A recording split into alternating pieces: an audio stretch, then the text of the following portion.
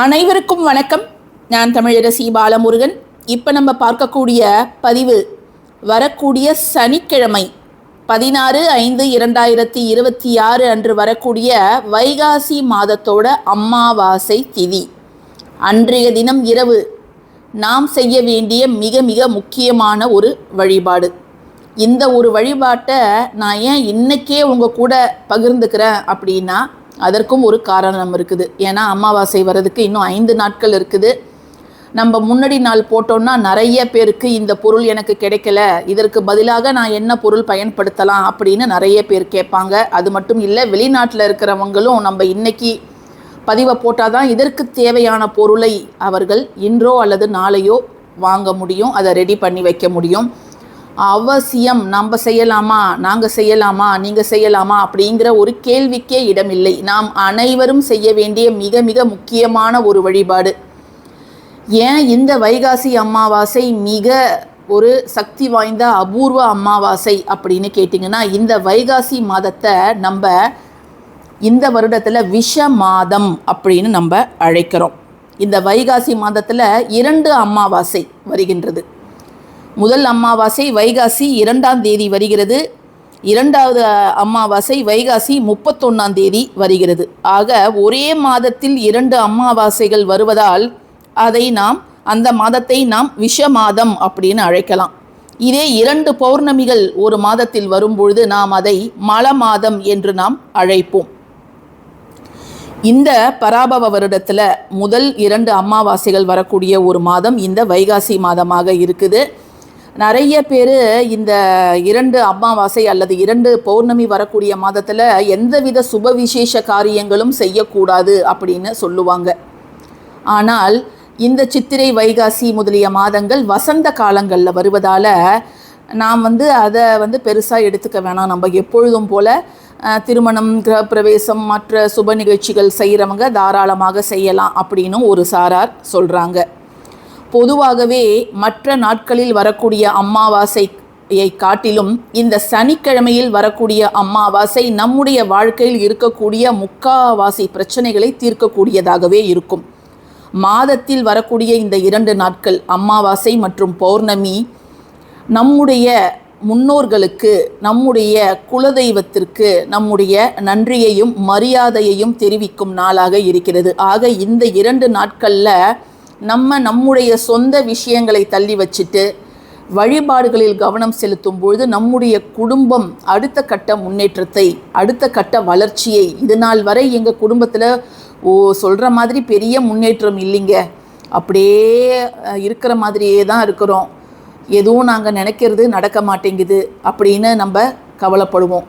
அவங்க எல்லாருமே மாதத்தில் வரக்கூடிய மற்ற திதிகளில் நீங்கள் எதுவும் செய்ய முடியாவிட்டாலும் பரவாயில்ல, இந்த அமாவாசை பௌர்ணமியில் நம் சேனலில் சொல்லக்கூடிய சின்ன சின்ன விஷயங்களை நீங்கள் பின்பற்றி பாருங்கள். நிச்சயமாக ஒரு 6 மாதங்களில் நல்லதொரு முன்னேற்றம் அப்படிங்கிறத நீங்கள் கண்கூடாகவே பார்க்கலாம். இந்த அமாவாசை திதியானது எப்போ ஆரம்பிக்குது அப்படின்னு பார்த்தீங்கன்னா, சனிக்கிழமை காலை 5:11 மணிக்கு ஆரம்பித்து ஞாயிற்றுக்கிழமை அதிகாலை 1:30 மணி வரைக்கும் இருக்குது. இந்த அமாவாசை நாளன்று நாம் நம் முன்னோர்களுக்கு படையல் போடுறது, தர்ப்பணம் கொடுக்கறது, இப்படிப்பட்ட விஷயங்களை நாம் அவசியம் செய்யணும். அது மட்டும் இல்லாமல் இந்த சனிக்கிழமையில் நம்ம இந்த அமாவாசை வழிபாடு செய்யும் பொழுது சனி பகவானால் ஏற்படக்கூடிய அனைத்து விதமான கஷ்டங்களும் நமக்கு தீரும். பொதுவாக நமக்கு கடன் சுமை ஏற்படுவதற்கு சனி பகவானும் ஒரு காரணம் அப்படின்னு சொல்லப்படுது. அதனால தான் நம்ம சனிக்கிழமையில் கடன் நீங்கள் வாங்கியிருந்தீங்கன்னா அதை நீங்கள் அடைங்க. எக்காரணம் கொண்டும் எந்த அவசர விஷயமாக இருந்தாலும் சனிக்கிழமையில் போய் யாருக்கிட்டேயும் கடன் வாங்காதீங்க. அதிலும் சனி ஹோரையில் போய் நீங்கள் வாங்கக்கூடிய கடன் நம்ம எவ்வளோ சிரமப்பட்டாலும் அதை திரும்ப அடைக்க முடியாது அப்படின்னு சொல்லப்படுது.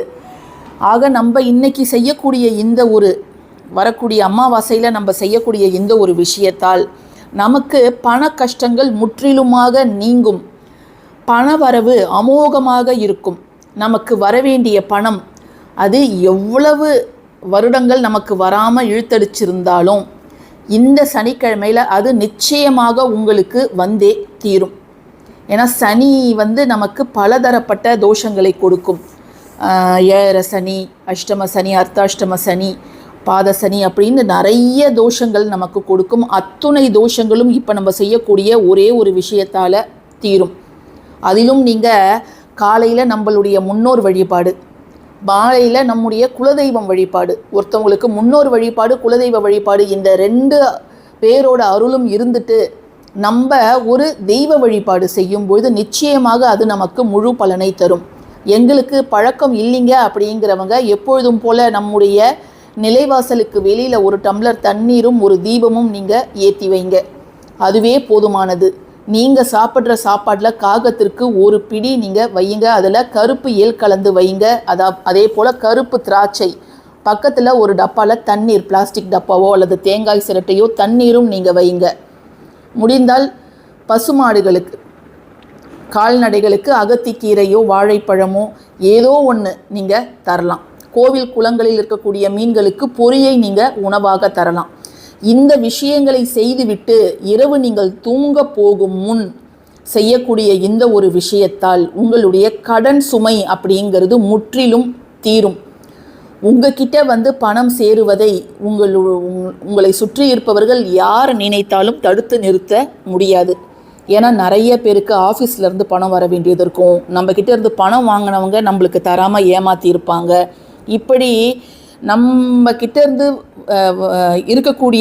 சேரக்கூடிய பணம் நம்மக்கிட்ட சேர்ந்தாலே நம்முடைய பணப்பிரச்சனைகள் தீரும் அப்படிங்கிற ஒரு சிச்சுவேஷனில் நம்ம இருப்போம். அத்துணை பிரச்சனையும், பணம் சார்ந்த அத்தனை பிரச்சனைகளும் இந்த ஒரு விஷயத்தால் தீரப்போகுது. அதனால் இதை எல்லாருமே அன்றைய தினம் இரவு நீங்கள் செய்யணும். அதே போல் மாலை நேரத்தில் உங்களுடைய குலதெய்வத்தை வேண்டி நீங்கள் உங்களுடைய பூஜை அறையில், அது ஆண் குலதெய்வமாக இருந்தாலும் சரி, பெண் குலதெய்வமாக இருந்தாலும் சரி, அவங்களுக்கு ஒரு தனி தீபம் ஏற்றி வைத்து வழிபாடு செய்யுங்க. இப்படி நம்ம செஞ்சுட்டு நம்ம இந்த ஒரு வழிபாட்டை இரவு செய்யும் பொழுது அளப்பரிய பணம் சேரும் யோகம் நமக்கு நிச்சயம் வந்தே தீரும். இப்போ வாங்க அன்றைய தினம் இரவு நம்ம என்ன செய்யணும் அப்படிங்கிறதையும் பார்த்துடலாம். அன்றைய தினம் இரவு சுத்தபத்தமாக இருப்பவர்கள் மட்டும் இதை நீங்கள் செய்யுங்க. தீட்டு காலங்களில் இருப்பவர்கள் இதை நீங்கள் செய்யாதீங்க. ஆண்களும் செய்யலாம், பெண்களும் செய்யலாம்.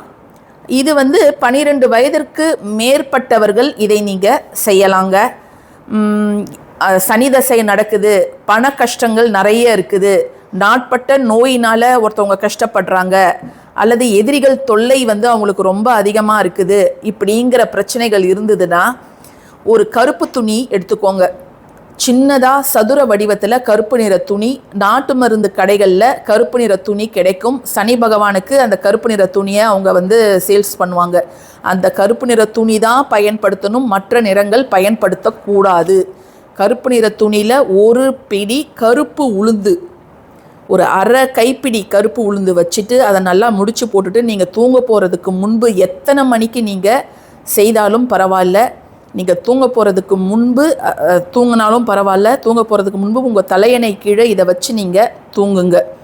மறுநாள் காலையில் ஞாயிற்றுக்கிழமை இந்த ஒரு முடிச்ச நீங்கள் நீர்நிலைகள்லையோ அல்லது காலடி படாத இடத்துலையோ இதை நீங்கள் டிஸ்போஸ் பண்ணிவிட்டு அதுக்கப்புறம் நீங்கள் குளிச்சிடலாம். இந்த பதிவு பிடிச்சிருந்ததுன்னா கட்டாயமாக லைக் பண்ணுங்கள், ஷேர் பண்ணுங்கள், நம்ம சேனலுக்கு சப்ஸ்கிரைப் பண்ணுங்கள். யாரெல்லாம் நம்ம சேனல் மெம்பர்ஸாக ஜாயின் பண்ணணுமோ ஜாயின் பண்ணிக்கோங்க. தேங்க்யூ ஃபார் வாட்சிங் திஸ் வீடியோ.